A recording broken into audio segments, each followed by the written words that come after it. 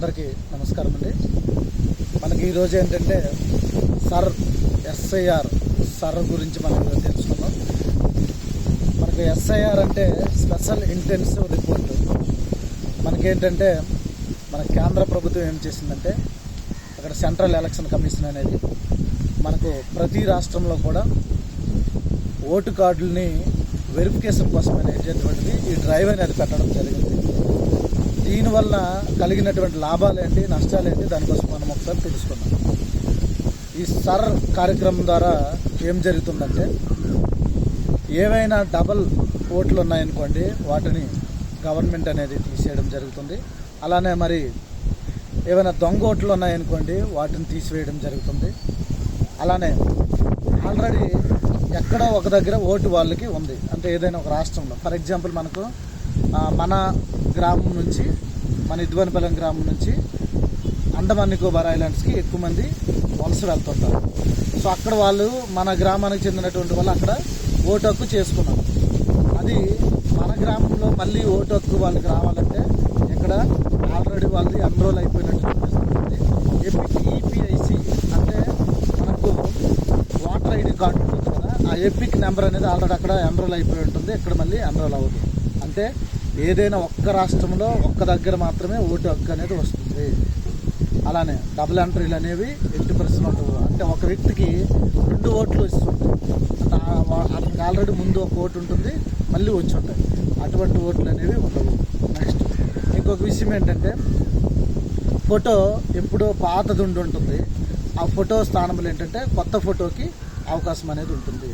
తర్వాత పేర్లు, ఇంటి పేరు, ఫర్ ఎగ్జాంపుల్ మన గ్రామంలో చూడండి, ఒక ఇంటి పేరు చూస్తే వాళ్ళది ఇద్ది, కానీ అక్కడ ఏంటంటే బుద్ధి అని పడి ఉంటుంది. ఫర్ ఎగ్జాంపుల్ ఇద్ది రామయ్యకి మనకేం పడిందంటే బుద్ధి రామయ్య అని పడింది.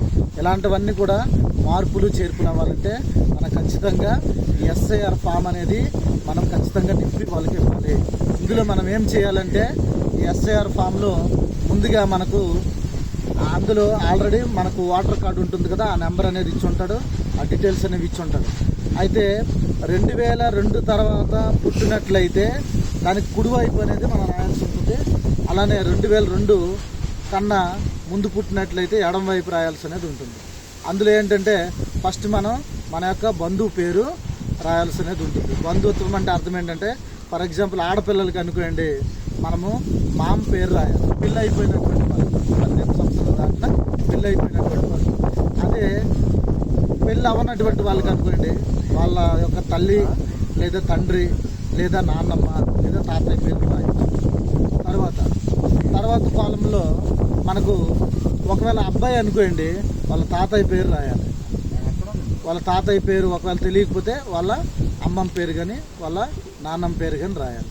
నెక్స్ట్ దిగు కాలంలోకి వచ్చేసరికి ఎవరైతే పర్సన్ ఉన్నారో, ఫర్ ఎగ్జాంపుల్ మనకు కర్రీ ఫకీరు అని ఉందనుకోండి, ఆ కర్రీ ఫకీర్ యొక్క అమ్మ పేరేంటి, నాన్న పేరేంటి అనేది మనం రాయాలి.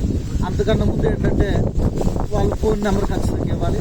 అలానే ఆధార్ కార్డు నెంబరు రాయాలి, డేట్ ఆఫ్ బర్త్ కూడా రాయాలి. అయితే మనకు దీనికి కావలసినటువంటి డాక్యుమెంట్స్ ఏంటో మనం ఒకసారి చూద్దాం. మనందరూ కూడా తెలుసుకోవాల్సినటువంటి విషయం ఏంటంటే దీనికి కావాల్సినటువంటి ప్రధానమైనటువంటి డాక్యుమెంట్ ఏంటంటే ఆధార్ కార్డు మాత్రమే మనకు కావాలి. ఫస్ట్ ఆధార్ కార్డు అనేది కంపల్సరీ ఉండాలి. ఆధార్ కార్డుతో పాటుగా బ్యాంక్ అకౌంట్ అయినా లేదా పాన్ కార్డు అయినా లేదా డ్రైవింగ్ లైసెన్స్ అయినా ఏదైనా ఒక పాస్పోర్ట్ కానీ వీసా కానీ ఏదో ఒక ప్రూఫ్ అనేది ఖచ్చితంగా ఉండాలి. ఖచ్చితంగా మనకు ఆధార్ కార్డు అనేది ఉండాలి. ఏమీ లేని పక్షంలో ఒక ఆధార్ కార్డు అయినా సరే మనం ఈ యొక్క కార్యక్రమంలో మనం పాల్గొనాలి. ఇంకొక విషయం అందరూ కూడా గమనించుకోవాల్సింది, బ్యాంక్ బుక్ అనేది మ్యాండేటరీ కాదు. బ్యాంక్ బుక్ ఇవ్వకపోయినా సరే కార్యక్రమంలో మనం పాల్గొనవచ్చు. అందరూ కూడా డౌట్ ఉంది, బ్యాంక్ బుక్ ఎందుకు అడుగుతున్నారు, అడ్రస్ ప్రూఫ్ కోసం అడుగుతున్నారు తప్ప ఇంక దేనికోసం కూడా కాదు. ఈ విషయాన్ని మన గ్రామ ప్రజలతో పాటు మిగతా వాళ్ళందరూ కూడా గమనించాల్సిందిగా కోరుకుంటున్నాం. ఇంకా చివరిగా ఏంటంటే మనకు వీళ్ళని సచివాలయం నుంచి మనకు ప్రతి ఇంటికి వచ్చి వాళ్ళు ఇవ్వడం జరిగింది. వాళ్ళు ఇవ్వని పక్షంలో ఏం చేశారంటే బిఎల్ఓలు అని వాళ్ళని అంటారు మనం సచివాలయంలో గవర్నమెంట్ ఆఫీసర్స్ని.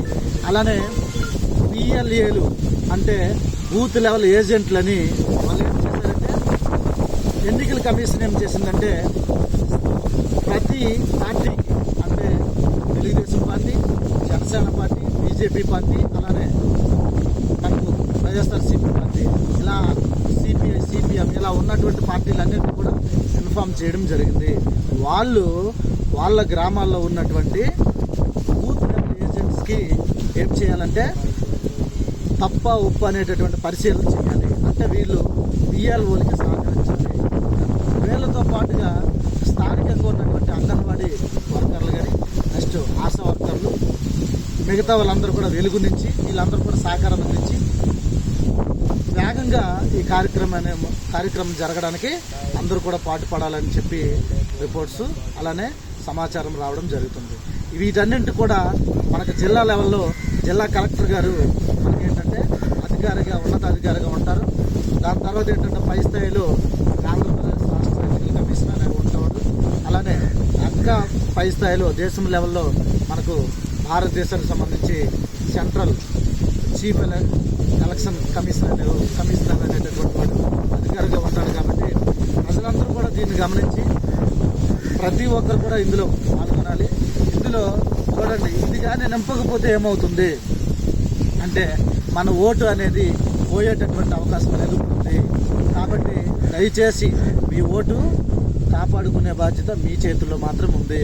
ఓటు పోయిన తర్వాత మళ్ళీ మీరు ఎవరికైనా అడిగేటటువంటి పరిస్థితి రాకుండా ఉండాలంటే ఖచ్చితంగా మనకు దగ్గరలో జరుగుతున్నటువంటి ఆ కార్యక్రమాన్ని కానీ, లేకపోతే మన ఇంటి దగ్గరకు వచ్చేటటువంటి బిఎల్ఓలకు కానీ, బిఎల్ఏలకి కానీ ఖచ్చితంగా అడిగి సమాచారాన్ని తెలుసుకొని ప్రతి ఒక్కరు కూడా కంప్లీట్గా ఈ యొక్క సార్ కార్యక్రమంలో పాల్గొంటారని తెలియజేసుకుంటున్నాం.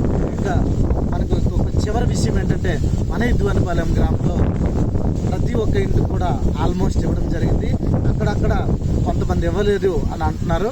వాళ్ళు బిఎల్ఓలకి అనగా మనకేంటంటే మన బూత్ నెంబర్లు 2 ఉన్నాయి, 136, 137. 136కి గాయత్రీదేవి అని మేడం గారు ఉన్నారు, 137కి కృష్ణారావు గారు ఉన్నారు.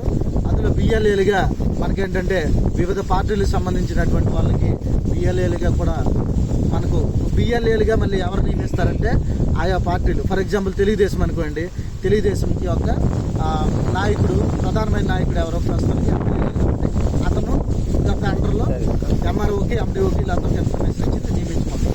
అలానే జనసేన అలానే